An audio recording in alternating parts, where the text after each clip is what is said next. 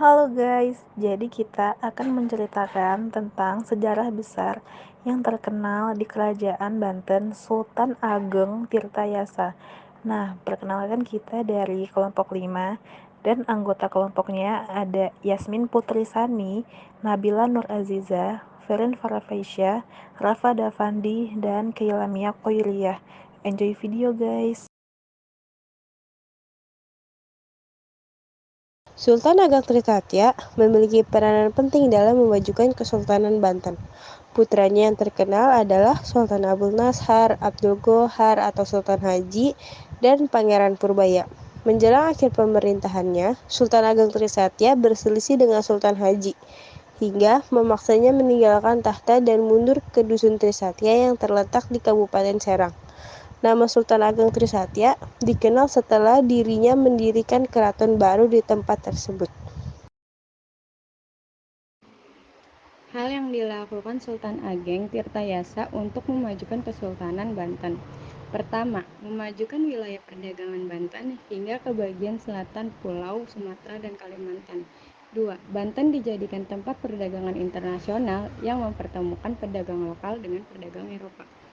3. Memajukan pendidikan dan kebudayaan Islam.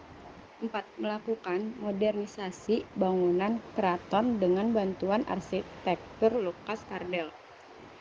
5. Membangun armada laut untuk melindungi perdagangan dari kerajaan lain dan serangan pasukan Eropa. Perjuangan Sultan Ageng Tirtayasa pada 1652, Sultan Ageng Tirtayasa mengirimkan tentaranya untuk menyerang VOC di Jakarta. Sejak saat itu pertempuran antara Banten dan Belanda terus terjadi karena Banten terus-menerus melancarkan gerilya. Belanda berusaha membalas dengan memblokade pelabuhan-pelabuhan. Namun hal itu tidak menyurutkan semangat Sultan Ageng Tirtayasa untuk mengacaukan Belanda pada 1655. VOC mengirimkan utusan ke Banten guna mendesak Sultan Ageng Tirtayasa untuk memperbarui perjanjian perdamaian 1645. Sultan Ageng Tirtayasa dengan berani menolak pembaruan perjanjian dan bertekad menantang Belanda.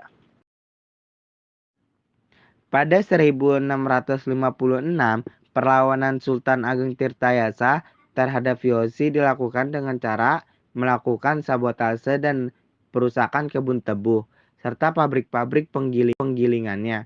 Tentara Banten juga membakar kampung-kampung yang digunakan sebagai sarang pertahanan Belanda.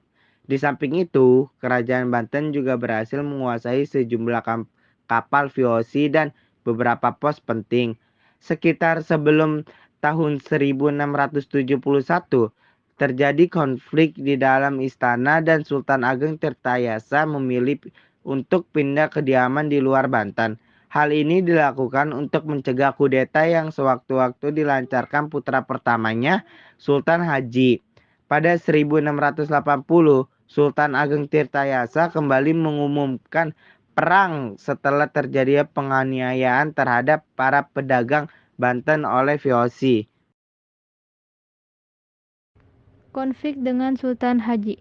Semangat Sultan Ageng Tirtayasa untuk menentang VOC kurang disetujui oleh putranya Sultan Haji.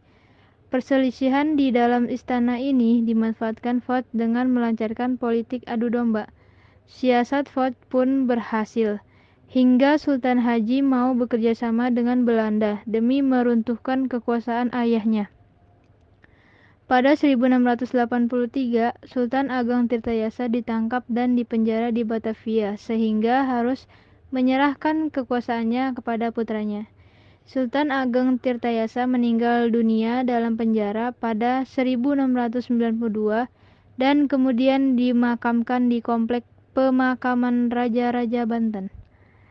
Jandra Sasmita UK 1966, Sultan Ageng Tirtayasa, musuh besar Kompeni Belanda.